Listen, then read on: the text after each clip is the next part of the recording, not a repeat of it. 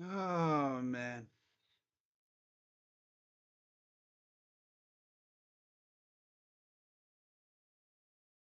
What is there really to say? Oh my god, dude.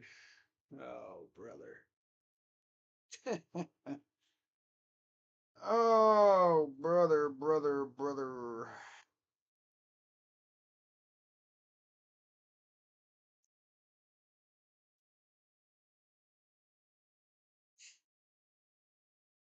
They really went out and did that. Hmm. That's how they start off the second half of the season, right? That's how they do it, right? Before the break, people were saying, "Oh, don't worry, they're just tired. They'll be better when, they get back against the Padres." Yeah, how's that going for you, huh? How's that going for you? But yeah, what's going on, everybody? Crazy Dog back with another Cleveland Guardians series recap, series preview live stream. As the Guardians returned from their little break against the Padres, 3 games against 3 solid pitchers. And yeah, honestly, I wasn't expecting much, and somehow I was still let down. Like, this offense is in the deepest rut I've ever seen. This is giving me what 2021 vibes or 2022 vibes, right? When they got no hit like 4 times and their offense looked dead half the time. That's what this stretch is telling me right now. That's the vibe it's giving off, and it's not good, especially because we're over a week, really over a week until the trade deadline. And for some reason, I have no faith that Chris Antoinetti will pull the trigger on a couple trades, not just one. No, you need at least 2, maybe 3 trades, possibly, to get this team where they can definitely go on a run. They need at least 1 pitcher, maybe 2. That's just starters. I wouldn't be mad if they did a little 2 birds, 1 stone, right? Get yourself a pitcher, a starter, and a bullpen piece, or starter and a bat, or a bat and a bullpen piece. Any combination, and I'd be perfectly fine with that, right? Get me a starter for sure, and then maybe you can, somehow finesse another starter and a bat, or another starter and a bullpen piece away from one of these sucker teams, and try to get a run going. Because watching this Guardians team right now, it's like, yo, what happened to the team that won like 9 in a row? The team that swept the Twins, swept the Mets, swept the Angels. Where's that team at? Like, seriously, where's the team that beat the hell out of the O's a couple times, right? That swept the Jays the second time. Right after they got sunned in Toronto. They came to Cleveland and we bitched them around. Where's the team at? Like, damn. My God. This is repulsive. Now, I'm not going to pull a dashy and start yelling and screaming and talking about, I'm going to do a Scorpion Hellfire Wrath. What the hell are you talking about, boy? Because you know what? Unlike his bum ass team, my team's still 20 games ahead, 20 games over 500, and 5 games ahead in the Central. So I'm in we're good there. I'm not really worried. Like I'm not, banging on the panic button, but I'm starting to get a little concerned. Just a little. And hopefully, I'm putting an emphasis on hopefully. Chris Antoinetti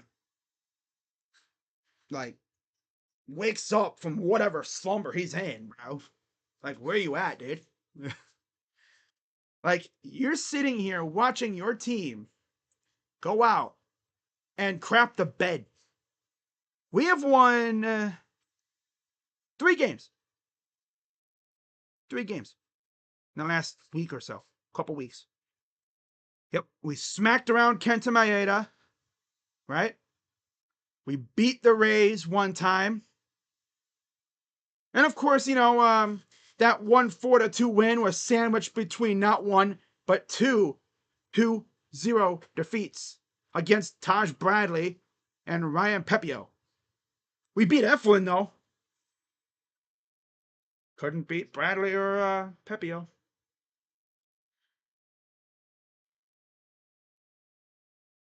I just don't get it.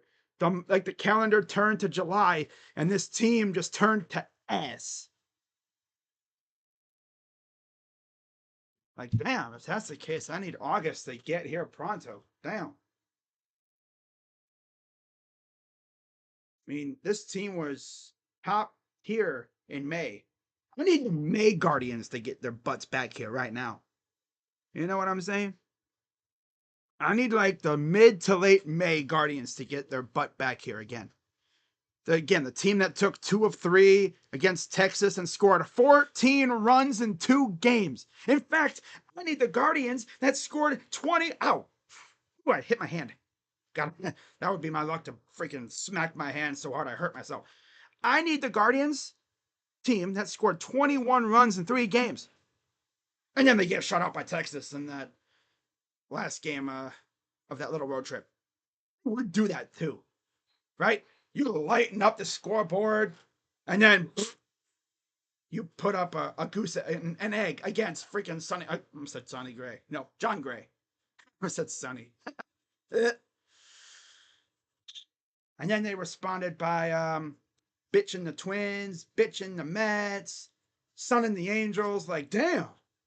They laid an egg against Texas in that final game of that road trip. They come back and they just smack around the Met, 2 solid and 1 ass team. And then they went out west. Well, yeah, actually they went out west and they sunned the Angels and they lose 2 of 3 to the Rockies. Then they win 2 of 3 against Washington, and yeah, not going to get into the rest of that stuff. Overall, June was fun. I really enjoyed June. July, not so much. And yeah, like I said, heading into the break, we won 2 out of 5. We were 2-5 in the break. And we're looking like the exact same team coming out. Nothing changed. Offense is still anemic. It's like scoring runs. They used to be able to score 5 in their sleep. And now scoring a run is like pulling teeth. It's like, since when did it become such a chore for this offense to score? They used to be able to, again, score 5+ runs in their sleep. They could derp around and score 5. Now they can barely put up anything. But, looking at the series against San Diego, I knew they were going to have a little bit of trouble. San Diego has a very good pitching staff. Very good. Starting off with the first game of the second half. Oh, the second half. Because, of course, we're already over the halfway point. Already almost 100 games into the season. And the Guardians faced off against Matt Waldron with Tanner Bibee on the mound. And, of course, on Apple TV, so people were able to watch. And we get one of those good old-fashioned freaking offensive outburst games from the Guardians that we all love so much.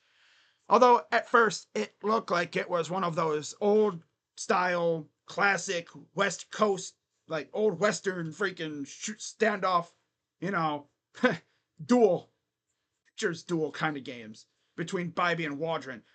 It's like, okay, first one to blink loses. And luckily, the Padres blinked first.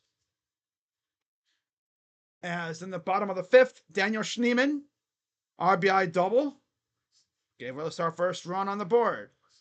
Awesome. And then, Tanner Bybee would go out there, he'd do his thing.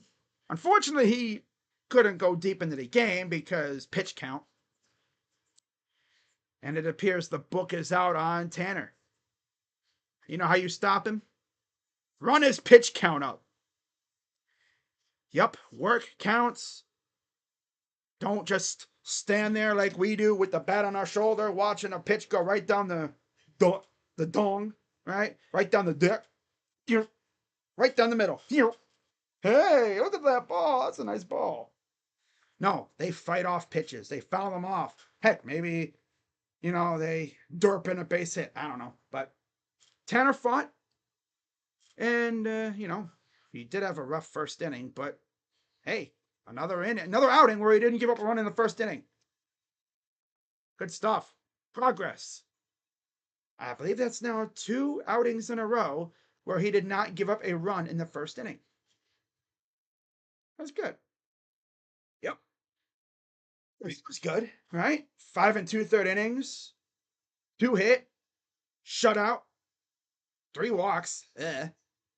That's the most he's given. That's the most walks he's surrendered in a while, I think. And then 3 strikeouts. I was talking to some friends on social media in a group chat, and I'm like, yo, this dude freaking cannot miss bats anymore. Like, what is this? Like, Tanner, the objective is to miss bats, right? It's like he's aiming the pitch at the bat. Like he wants them to hit it. Or as they call it now, pitching to contact, which is dangerous. Yep. It's like, is this dude trying to be like Cal Quantrill last year? Purposefully trying to draw contact? Is that what he's trying to do? Because it's an interesting strategy. Very interesting. I don't know if that's a strategy I would be on board with. Because you can get yourself in a bad spot. And luckily, the Padres couldn't really do much with his stuff. In fact, altogether, we gave up a grand total of 4 hits in the entire game. So that's good. That's good, right? And of course, this would be the best game of the series. No surprise. Matt Waldron, 6 innings, 6 hits, 1 run allowed, 5 Ks. He was good. And then Kolek, we rocked his freaking world, man. My goodness. He didn't even get an out. Damn. 4 hits, 4 runs. That's it for him. And then Davis came in. He gave up 2 more runs. Only went a third of an inning. And then Reynolds came in there and gave up a hit, and that was it for that. But Waldron was good. Bybee was good. Classic, old style pitchers duel. People love those kind of games. But what really helped the Guardians out was in the 8th inning, right? Because, again, we were entering the 8th. I was thinking, all right, Class A is warming up. We're up 1-0. Another stressful 9th inning coming up. Guardians said, no. There's no stress here. Nope. Jose Ramirez, 2-run single. 3-0. David Fry. Should I talk about David Fry? Do we have to have a discussion about David Fry? He had a big hit in the All-Star game. Right. He comes in, immediately gets a big hit. And then first game out of the break, 3 hits. 3 hits. He went 3 for 3. Had a walk, too. And 2 runs. And an RBI. I was joking around again with some friends on social media, like, watch this dude go 0 for 3 in the next game. Because one, they're not on Apple TV, and two, this just has the making of one of those Mickey Mouse fraud type of performances. Like, of course he would get 3 hits when really nobody's watching because it's on Apple TV Plus. If he went out and did that in the next game, yeah, he's officially back. He's officially back. So yeah, he would get a walk, scored a run, and then Brian Rocchio, yeah, how about the Noodle Batman? Yeah, Mr. Noodle Bat. RBI single. 2-run single, actually. Yeah, better. And then Tyler Freeman would get a sac fly, and that would be it. 7-0.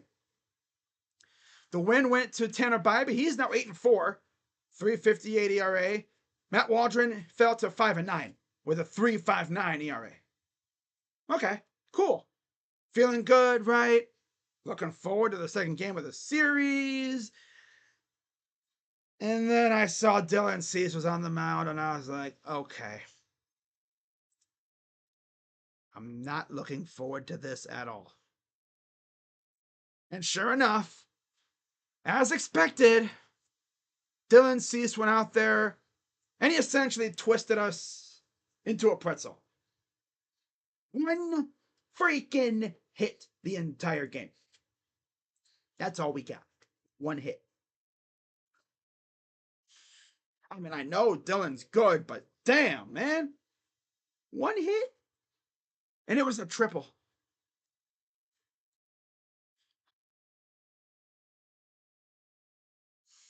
Wow. It was another one of those games where it's like they scored a run and it felt like the game was over. Top of the 4th, Luis Campusano, RBI single. And then another Luis Arias this time, drew a walk, scored a run. And then Jake Cronenworth hit by a pitch. Made it 3-0. At that point, you're thinking it's over. And then, cherry on top, I guess, the dagger. Top of the 8th, David Peralta homered. His 2nd of the year. Luis Campusano singled. And then they had to take us to the Crone zone. Jake Cronenworth, 2-run dong to right field. That was it. 7-0. They hit us with the Uno reverse card. We got Uno reverse carded. They flipped it on us. Except, we only got 1 hit. They got more than us in the first game. They took the egg off their face and threw it at us. Like, damn, bruh. Again, I know Cease's good, but damn. Making him look like Nolan Ryan or something out there. Damn, son. Classic. But yeah, they had 7 runs, 11 hits, no errors. We had 1 hit. Oh my God. And 1 error. Cease, 9-8, 3.76 ERA. Poor Gavin Williams. He's 0-2 now with a 4.50 ERA. That poor guy just does not get run support. They're putting him through the test, right? To see if he truly wants to be that guy or not, because they are not scoring for him at all, seemingly. And it's really annoying. Really, really annoying. So, yeah, do I even want to talk about this 3rd game? I better go through the stat sheet of the pitchers. Better do that, right? Before I forget. So, Gavin, 3 2/3 innings, 6 hits, 3 runs, 3 earned, 2 walks, 5 Ks. Cease, 7 inning, 10 punchy, 1 hit, 1 walk, shut piece. My God. Now I know how opponents felt when they faced prime Corey Kluber, because he would do that almost every few games. Even like early career Shane Bieber, when he first showed up to Cleveland. He would do that almost every couple games. Every time you look, it'd be like an 8-inning, 1 or 2 hit, 12 punchy, 2 walk shutout. And now we also know why we would be that good. Because look at the pitching coach for the Padres, Ruben Nibla. He was with us. Same thing with Matt Blake. That's how you know they're good, because other teams want them. So, yeah, we lose game 2. Cease is 9-8. That's crazy. And then we talk about today's game, and of course, Michael King's on the mound.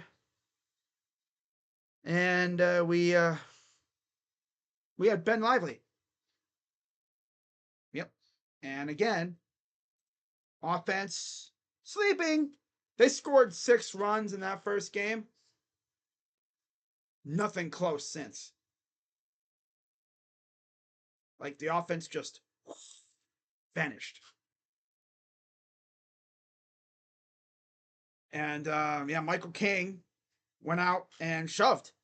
7 innings, 2 hits, 1 run. But yeah, 2 hit, 1 run, 1 walk, 6 Ks. Lively wasn't really bad either. 5 1/3, 6 hits, 2 runs, 2 walks, 2 Ks. So yeah, in the end, those 2 runs he gave up would be the dagger. Yep, the dagger. Got to give him credit. He fought and battled, but hey, Kyle Higashioka of all people, doubled. Even the former Yankees continue to own us, apparently. 2-run double for Higashioka, and then we wouldn't score. Actually, we wouldn't really even get a hit until around this time too. And Josh Naylor would actually ground out. We'd score a run. We honestly could have had second and third on, nobody out, but Jose Ramirez decides to be super over aggressive again, and he gets punched out at second base. Honestly, if I'm Stephen Vogt looking back at that, I'm challenging. It's the 7th inning. What do you got to lose?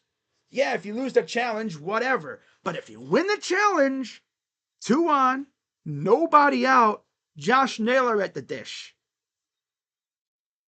Base hit ties the game.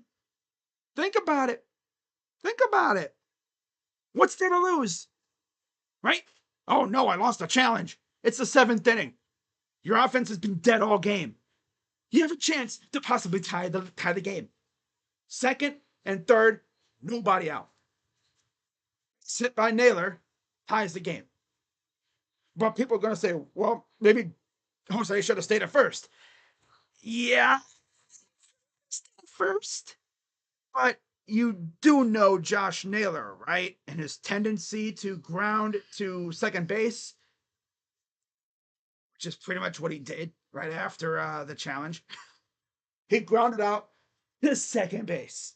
So even if he was on base, right? Actually, no, there was already 1 out because of J-Ram. If J-Ram didn't go to second, if he stayed at first, you would have runners at the corners, nobody out, and you already know Josh Naylor would have hit no double play. So you still would have scored a run, but then you would have had 2 outs. So it wouldn't have really mattered. I don't know. Whatever. So yeah, Naylor grounded out and we scored, made it 2-1. We really wouldn't threaten the rest of the game. It's actually insane, man. Freaking insane. So Michael King got the win. He's 8-6 with a 3.28 ERA. Lively is now 8-6 with a 3.57 ERA. He's starting to falter a bit. And then Suarez, the guy I called Ranger Suarez in the All-Star game, he has 23 saves with a 1.62 ERA. Yeah, I learned pretty quickly that was not Ranger Suarez. I don't know why I called him Ranger. I just saw R. Suarez and thought, is that Ranger? But no, that was Robert Suarez. I learned very quickly that was not Ranger Suarez. It's like, sir, that is indeed not Ranger Suarez. Nope. In fact, do we face Ranger Suarez in this upcoming series against Philly after we're done with Detroit? I think we do. Then again, I could be wrong. I don't know. We'll see. So yeah, we lose 2 of 3, and if it wasn't for that freaking 8th inning, we would have only scored 2 runs against the Padres.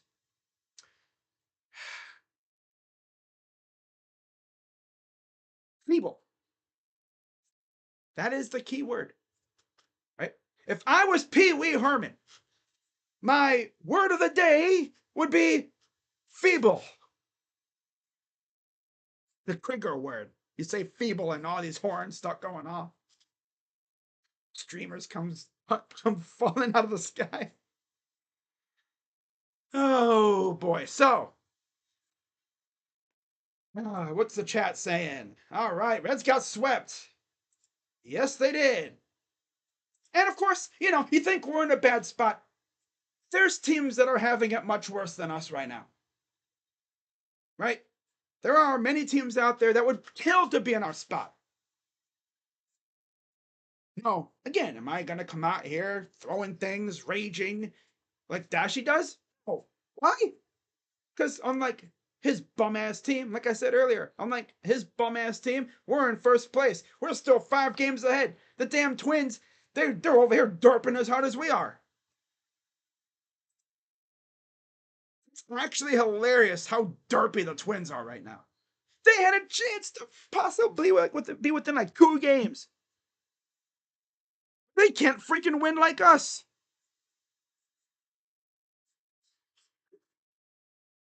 They're 2-5 just like ours, I think. Yeah. Remember, because they had that game postponed against Chicago, they split that series, that little doubleheader that I streamed. They lose 2 of 3 to the Giants, and then they get swept by the Brew Crew today and yesterday. And to make matters worse for them, they got Philadelphia coming up. And whereas we have the benefit, as of right now, of facing Sanchez. Oh, so we do face Ranger Suarez. Okay. Sanchez, Phillips, and Suarez. You think, oh, we're in a bad spot. They face Suarez, Wheeler, and Nola.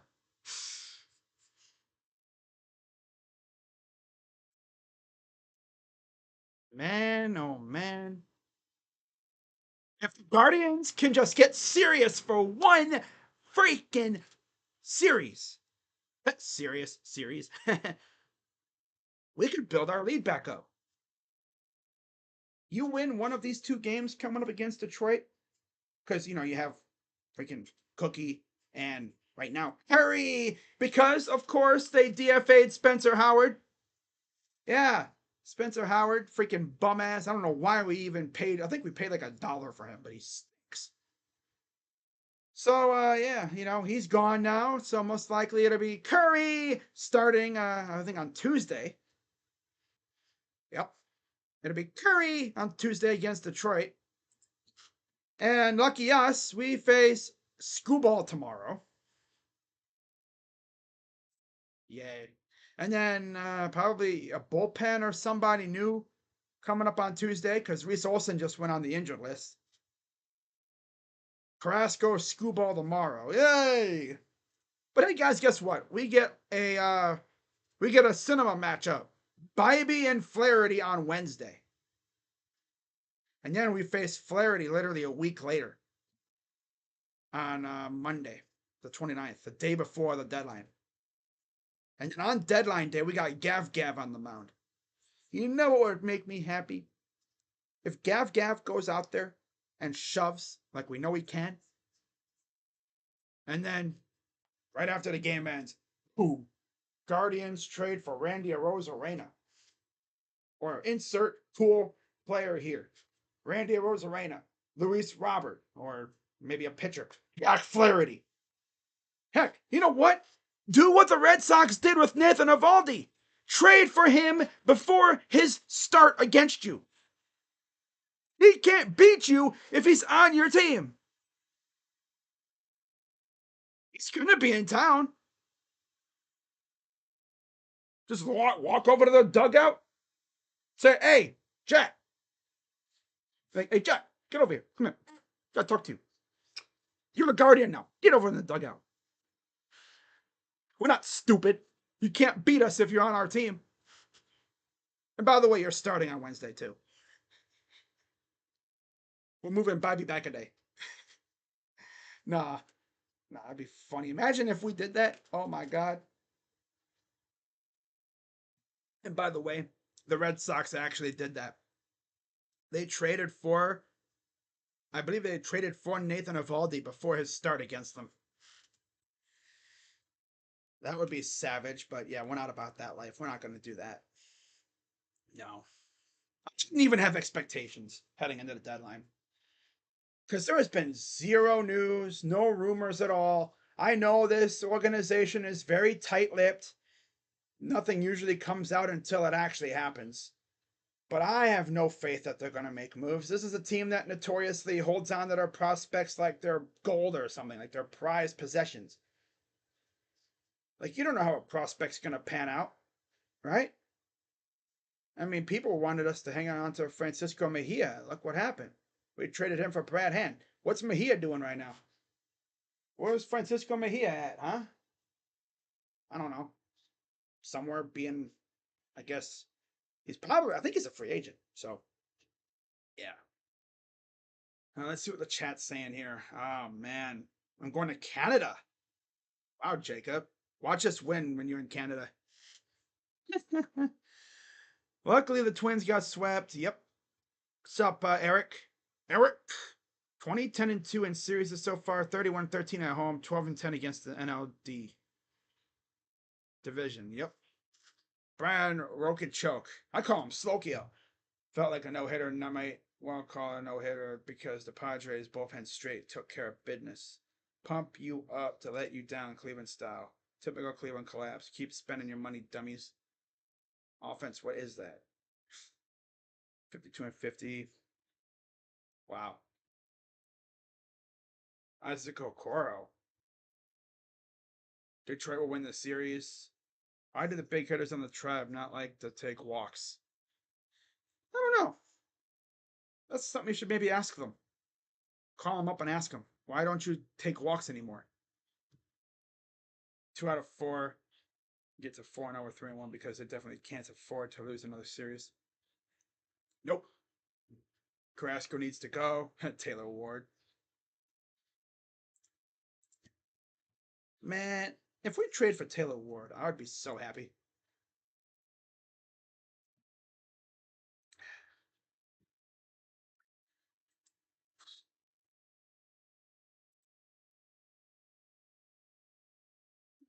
All right.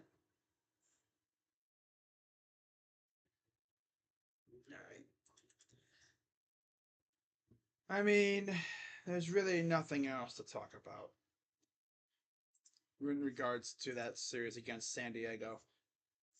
It was putrid. Absolute putrid. But this upcoming stretch for Minnesota, who, by the way, is now back being tied with Kansas City for second. So, of course, the Royals creep back in, but they face the White Sox. That's whatever. Minnesota has Philly, Detroit, and then 2 of their 3 against New York before the deadline. They actually play on deadline day, but they play after the deadline pass.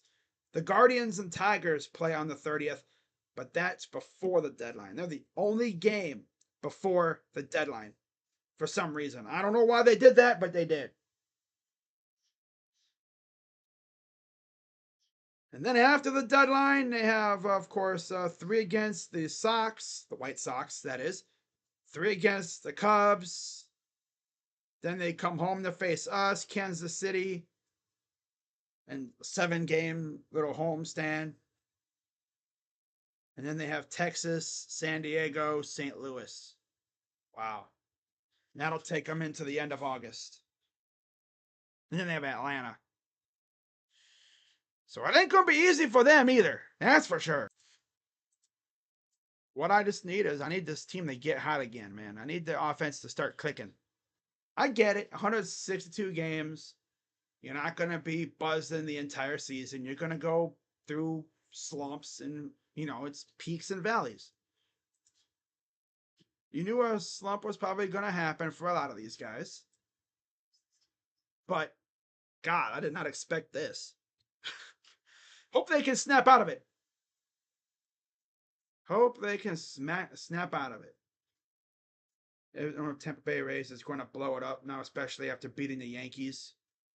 Hey, put down in the chat who y'all think will make a move first, the Guardians or the Cavs? Well, technically, the Cavs already did make a move. They extended Evan Mobley. And they extended Donovan Mitchell. At the deadline, need 2 starters, a bat, and a partridge in a pear tree. Oh my God, dude.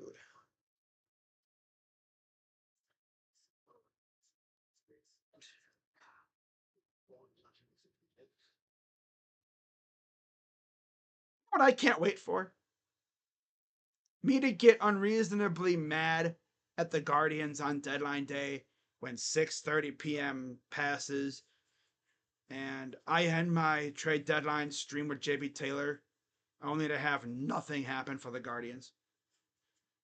Meanwhile, the Dodgers and the Yankees make like 2 or 3 trades and they improve their team by a metric ton. Meanwhile, we're over here sitting on what we have because, ooh, we love prospects. Yes, I love my prospects. Yeah, prospect tuggers, hoarding, yeah. We love to hoard prospects. Screw trading for a bat and a pitcher to help us make a run at a division title and maybe, have a fun October. God, screw that. No. But you know what I really can't wait for? I can't wait for this offseason when we do absolutely freaking nothing. Like, do you see the crowds that are showing up at Progressive Field? We had over 100,000 people over 3 games. We had 2 sellouts and one that damn near was a sellout. People are showing up for this team. Do you think Dolans care? Hell no. They don't give a crap. I mean, we're over here supporting the team, right? Beautiful weather, good team. Dolans don't give a damn. They gonna pocket the money and use it on other things, like a political campaign for their brother. They're gonna pocket it and use it for shopping trips, for their golf outings, doctor bills. The only owner that might be worse, or no, that is worse than the Dolans, is Fisher out in Oakland. That's like unanimous. Like, there's no owner worse than Fisher. Now, the only way Fisher would have been better than Dolan is if Fisher actually kept his team in Oakland. That's all he would have needed to do. Right? I just cannot wait to be so unreasonably pissed off at this team come 6:30 on the 30th. Because you know what's going to happen? I'm going to be on stream with my guy JB Taylor, Walk Off Sports Talk. We're going to be watching things go down. Other teams are going to make trades. And I'm going to just be sitting here minute by minute getting more and more pissed because we have a team that is good. And we truly believe that we can make a run. And then, 6 o'clock will pass and we will most likely do nothing. And then Guardians fans on social media will once again implode. Yeah. Yep. We would do what we always do.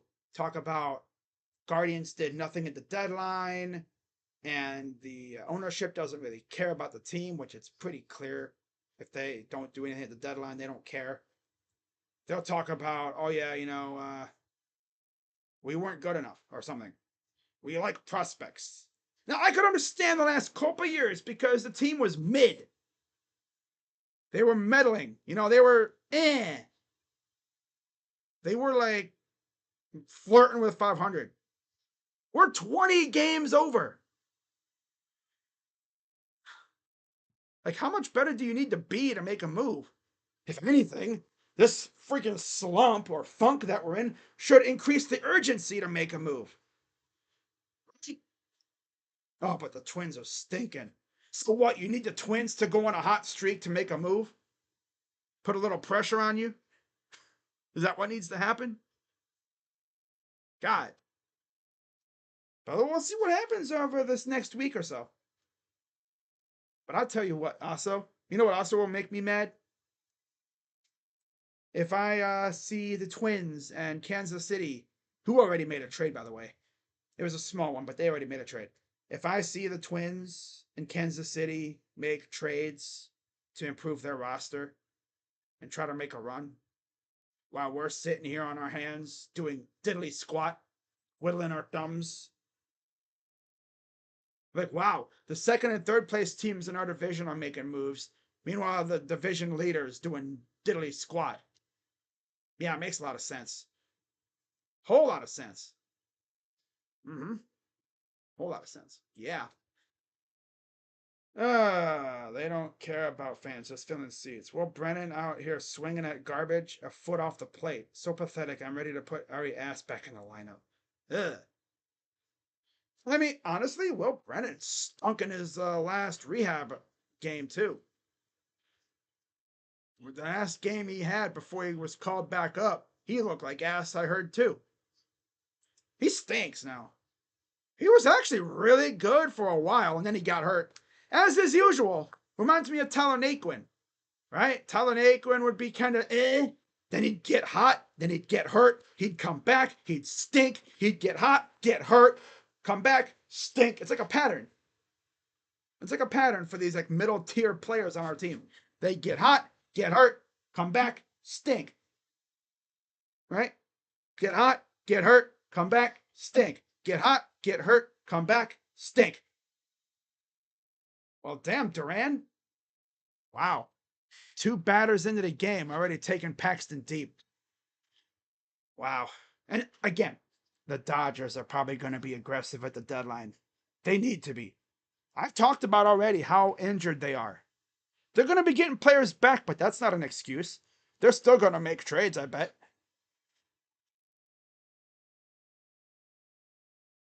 We had the unlimited money glitch that they have. But again, they're in LA.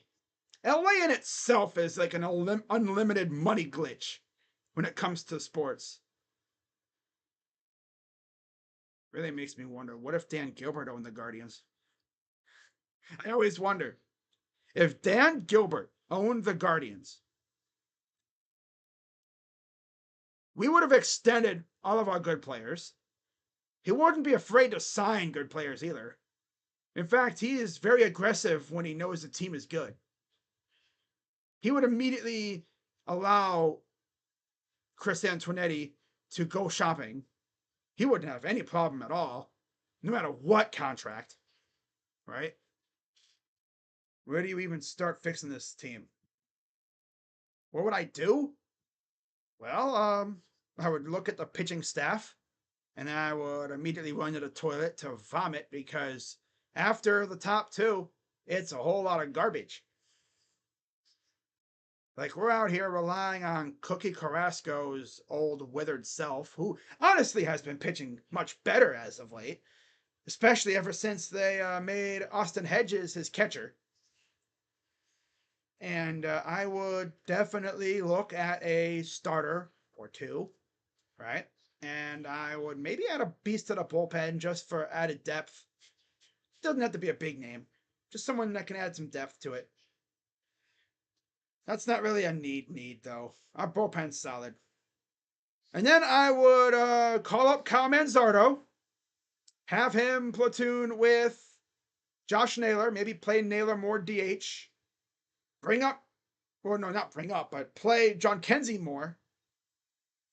I would send Gabriel Arias to Guantanamo Bay. And I would tell Brian Slokio to take a hike to Mount Everest and take a selfie. Well, I would just give him one of those unachievable tasks, right?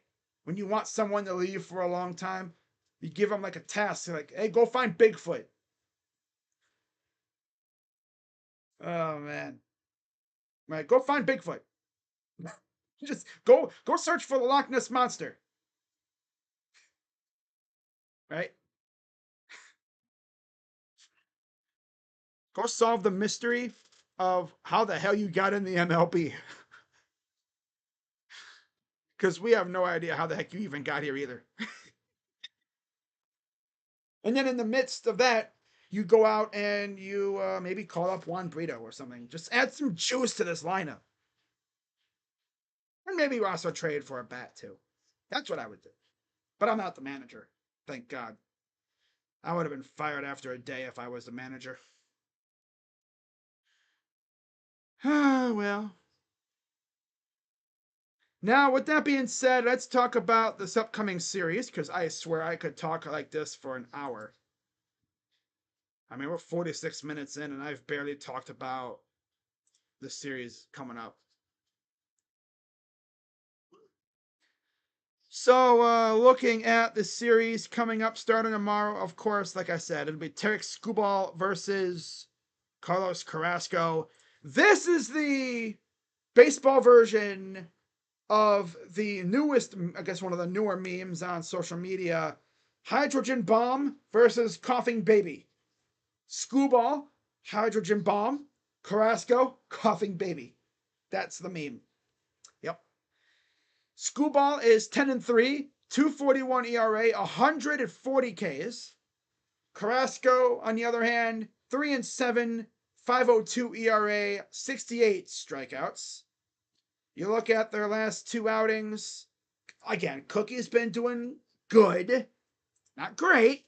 He's been doing good, right? Let me look up Skubal versus the Guardians, because we faced him a couple times. He's 1-2 against us. Now, of course, his two losses came when he was first coming up, during when the Tigers were ass. Now they're actually decent. And of course, he turns into a damn Cy Young candidate, right? But yeah, Skubal is 1-2 with a 3.89 ERA, 38 Ks, and 7 appearances. His last outing in August of last year, he went 6 innings, 3 hits, 1 run, and a win. His worst outing as a starter in terms of runs was when it was April 10th, 2021. He lost. He went 4 innings, 5 hits, 6 earned runs, 3 dongs, 3 walks. If we could do that again, I like our chances. But I don't think we're going to do that again. Now, Carlos Carrasco versus, let's see here, Carlos Carrasco versus Tigers. Obviously, he's faced them already. He's 12-9 against the Tigers. 3.56 ERA, 147 Ks, and 31 appearances. He faced them, well, they don't have anything because, he's faced them so many times. You have to, unlock 2 times more data to see how he's done against them. But, yeah, I think he's done all right. Now, in his last start, Skubal, 6 innings, 2 hits, 2 runs, allowed, 1 walk, 8 Ks against the Dodgers. He absolutely eviscerated the Reds. 3 hits, 1 run, 13 Ks, and 7 innings. And then against Minnesota, 6 innings, 4 hits, 3 runs, 1 walk, 7 Ks, and had a no decision. So he is definitely hittable. In his last 7 games, he's actually 3-2, 3.14 ERA. So he is very hittable. But what I need is, I need this lineup to get back to what they were doing before. That made them so dangerous. Work counts. Just crush this dude's pitch count. Make him work like crazy. Draw walks. Get base hits. And the occasional dinger would definitely help. Now, Carrasco, he's coming off a loss to Tampa. 5 innings, 6 hits. Only 1 allowed. One run allowed. 3 Ks and a walk. Again, in most cases, that stat line, 5 innings, 6 hits, 1 run. Of course, 2 runs scored in that game. In most cases, that would be enough to win. But offense has been sleeping pretty much since before the break. Since like a week before the break. They need a jolt or something. And I don't know why our freaking ownership's just standing there. Hey, look at our offense is struggling. Let's not do a damn thing to help it. Hey. Can your team help out my Yankees? No. We refuse, apparently. Nope. Nope. Send Schneemann down. I don't think they will. Nah, I doubt it that they will. All right, so let's get rid of the Twins and the. Okay, let's get rid of that part. That part.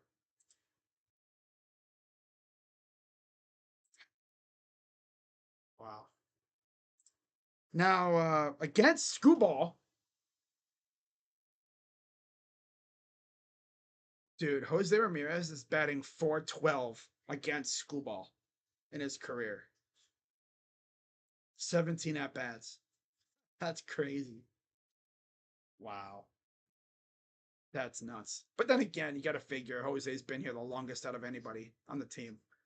Against Carrasco, Baez has a homer with an RBI, and that's actually it. So we'll see how this one goes. Not looking forward to it, but see what happens. All right.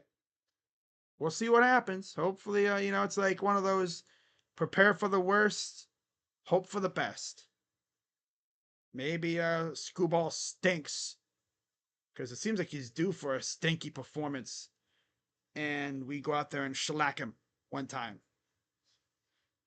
That'd be great. I would greatly appreciate that. Now, on Tuesday, I believe they have not announced the starter yet for them. Yeah, we'll have Curry on the mound. 0-2, 5.19 ERA. Can't believe we actually starting Curry. Ever since that start against the Red Sox that I streamed or whatever, I think I streamed it. I don't know if I did. No, I didn't stream it. That's right. Ever since the start against the Red Sox, he's been kind of booty. 0-2, 5.19 ERA, 12 Ks.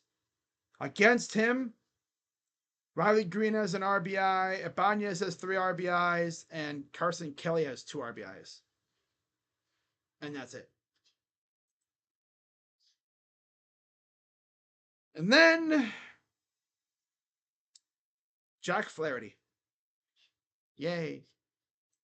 Do I even need to say anything about Jack Flaherty at this point? Jack Flaherty versus Tanner Bybee. Flaherty 7-5, 3.13 ERA. He's got the Detroit ERA. That's kind of funny. 313 is their area code. Yeah. And he's got 127 Ks, 7-5, 3.13 ERA from Flaherty. Possibly a future Guardian. I wouldn't be mad, but I don't know if it'll happen. Bybee 8-4, 3.58 ERA, 126 Ks. And he is our ace at this point.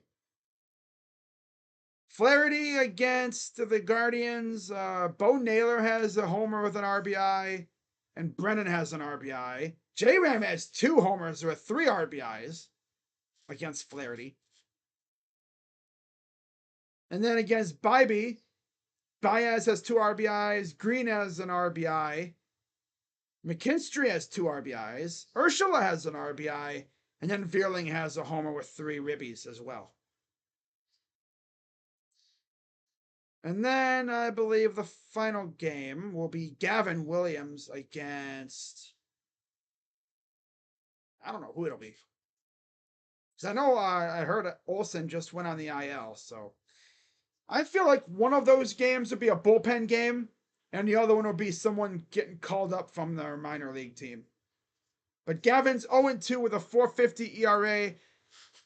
I believe his last start Against the Tigers, he shoved like a mother trucker, but nobody wanted to score for him.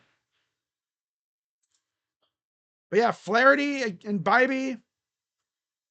I mean, I've already talked about Tanner Bybee, right? But Jack Flaherty, he's won his last 2 outings. 6 innings against the Guardians, 2 hits, 1 run, 2 walks, 4 Ks. And then against Toronto, 5 2/3 innings, 3 hits, 2 runs, 1 walk, 8 Ks. That was after he got smacked around by LA of all teams, the Angels, not the Dodgers, the Angels. 5 2/3, 7 hits, 5 runs, 1 walk, 7 Ks. Took a loss to LA Angels of all teams. Like, huh?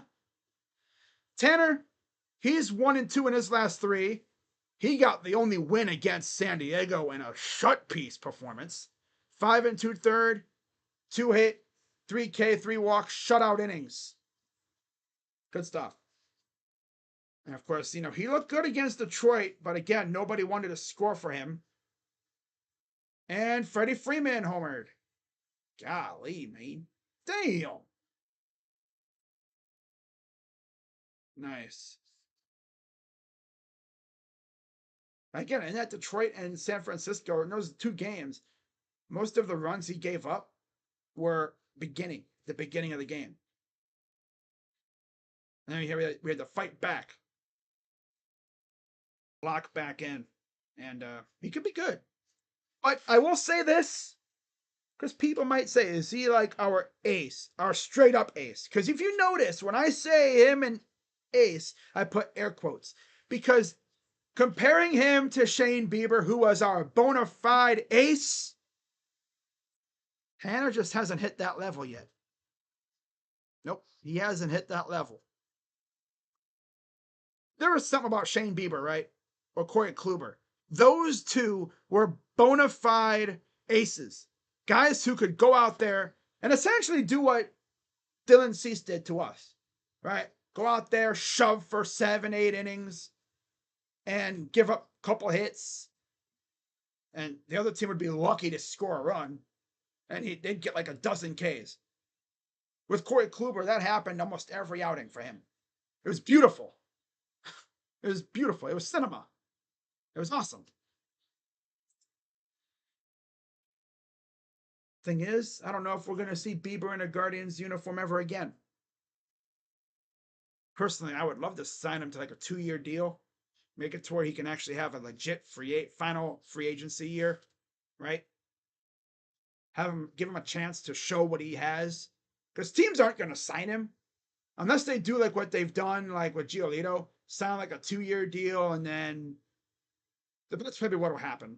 A team will sign him to like a 2-year deal. He won't play next year. He'll come back for that final year, and then they'll go on from there. But it's just really hard to say right now with this team. It really is. They better figure out something. Oh, for sure. Magnetic gloves. Oh, yeah, for sure. Uh-huh.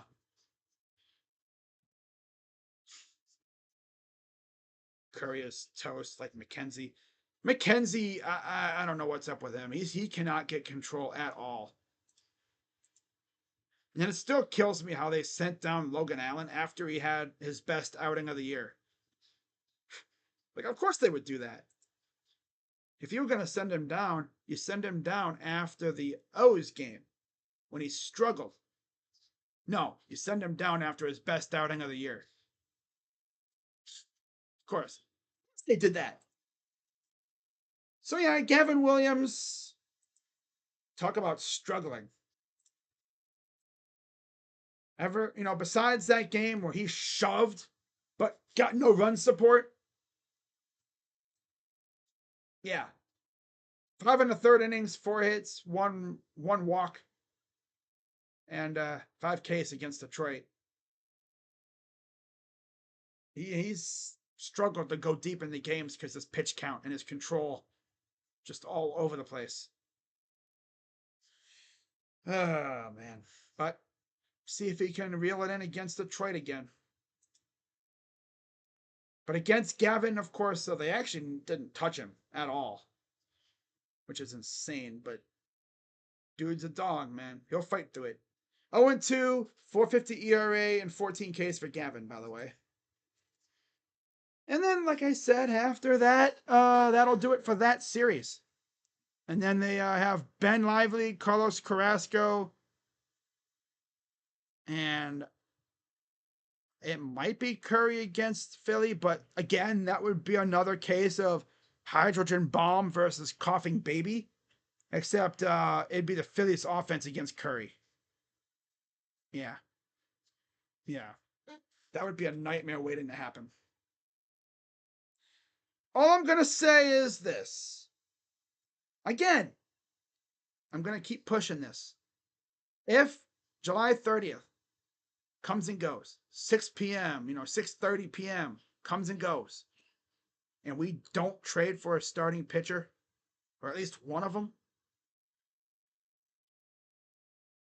I am going to legit really start to lose faith, not only in ownership and front office, because you've had this need now since really Bieber went down, right? And then it just became amplified when Tristan and Logan were sent down because they struggled. Our bullpen is once again getting this big workload put on their shoulders because our starters can't go deep in the games. Do you know how much our bullpen would have loved to have their starters go as deep as Cease and King did in this series against us?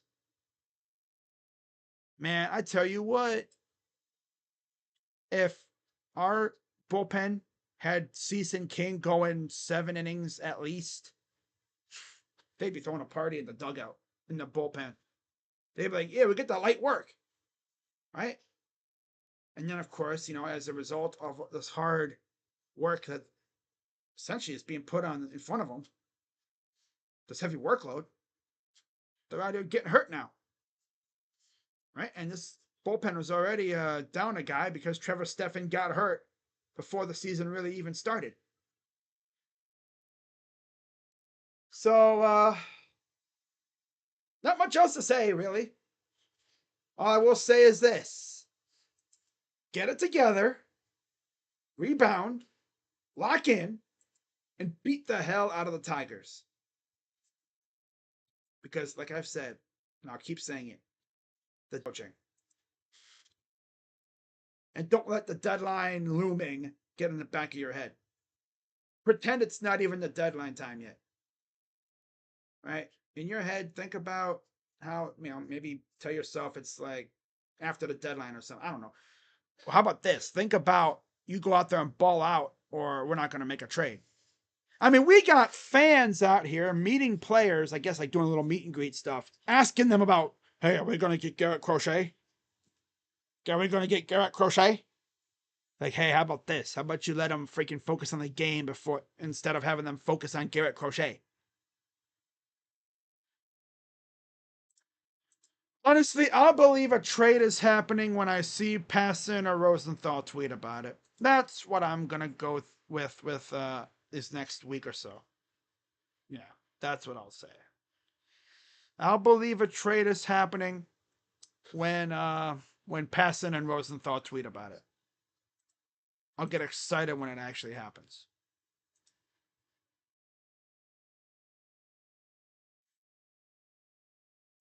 So, that's going to wrap it up for this one, guys. Have a good rest of your day. And as far as me streaming games this week, let's see. Not streaming tomorrow. Hell no, I'm not streaming that game tomorrow. That has the potential to be Hydrogen Bomb versus Coughing Baby. That is Hydrogen Bomb versus Coughing Baby. Yeah, it's not going to be fun. Not going to waste my time with that one. I'll probably be back on Wednesday for Bybee and Flaherty. Because, again, that is probably, could be, the last time we see Flaherty in a Tiger uniform. And then, hopefully, the moment that game ends, I see a tweet on my phone saying the Guardians are trading for Jack Flaherty. I wanted him last year. Unfortunately, we were too mid to do anything. This year we have a chance to do something, and of course, he's on a division rival. I tell you, if he was on the Cardinals right now, I bet you we'd be able to trade for him easily because we wouldn't have the division rival tax. It's not like it's impossible, right? Flaherty's a free agent after this year. And heck, maybe we extend him, right? He could take the Bieber role while Bieber rehabs. Yeah, of course. No, it's not happening. But, it'd be cool to have Flaherty here for a couple months, right? I just want him to trade for a freaking starter. There's no way they squander this, right? You see the freaking stands filled to the gills almost every home game. We did, like I said, we just had 100K people total in this series against San Diego. No way ownership sees that and says, nah, we're fine. Well, actually, they could see it as they'll show up no matter what. No, we won't. No, we won't. We won't show up no matter what. This team starts stinking and watch the people disappear. They'll find other things to do. Besides, they're coming back. This is a chance for the Guardians to essentially take the reins as the team in Cleveland for a couple months. Right? Because once the Browns are back, this is Brownstown again. And then the Cavs start up, then it'll be Browns and Cavs. And the Guardians will go back to being the number 3 team in the freaking city until playoffs start. Right? But yeah, if anything happens, you already know, I'll be right here. Not counting on it. Right? But again, we'll see what happens. I'm sure we'll do something. They have to. Right? Well, actually, no. Technically, they don't have to do anything. If they were smart, they would do something. Because you cannot waste this year. This team is really good. And I just hope that if they don't do anything, I already know the excuse. Oh, they're too young. We don't want to get rid of our prospects. Now, we're still ahead of the curve. They'll come up with some stupid excuse. And they should just come out and say we're prospect hoarders. We love our prospects. We love our prospects. I gotta hear about the Panthers down here. It sucks. Oh, I can imagine. I can imagine. I'm so pressed for football. I'm even looking for preseason games. I know Caleb Williams and CJ Stroud at the Hall of Fame are going to be off the chain. Oh, yeah. That'll be fun. But I'm going to wrap this up, guys. And I will see you all probably Wednesday, the 24th. Most likely. Unless something happens. Which you never know. It is. We're officially on trade deadline season. It's officially Hug Watch season. The week prior to the deadline. In fact, I might go live tomorrow. I don't know. I might go live maybe a little later tonight. Do a little stream, something, right? Do a little stream. Talk about the history, what the Guardians have done over the past couple of years at the deadline. Or probably do this on Tuesday. Yeah. Since I'm not going live for the game, I'll just go live on Tuesday. And we'll go over what has happened historically in the MLB during the week before the deadline. Like how active teams have gotten. This year is different because all but like 5 teams in the whole league are still in contention. So right now, it's just one ginormous standoff. So let's see what happens. But again, I'm not gonna get out here and get my hopes up. Something happens, it happens. I'll get excited. I'll be here live streaming it. My reaction to the trade and what we gave up for whoever we get. So, got a 4-gamer against Detroit. And then a 3-gamer against Philadelphia. And then we have 2 against Detroit again. And then the deadline. And like I said, I'll be live on deadline day first for the game against the Tigers at 1:10. And then I'll be live later that day with my guy JB Taylor on the channel for the trade deadline. So, hope to see you guys there. And then I'll be live on Wednesday, of course, for Bybee Flaherty. That should be showtime. Can't wait. So with that being said, I'm Crazy Dog. Let's go Guardians. And let's rebound and take at least 2 against the Tigers. Right? At least take 2. Maybe.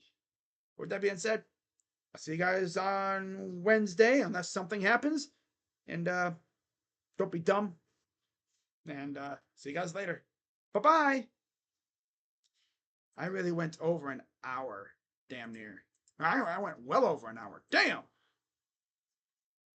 But I'll see you guys later. All right. All right.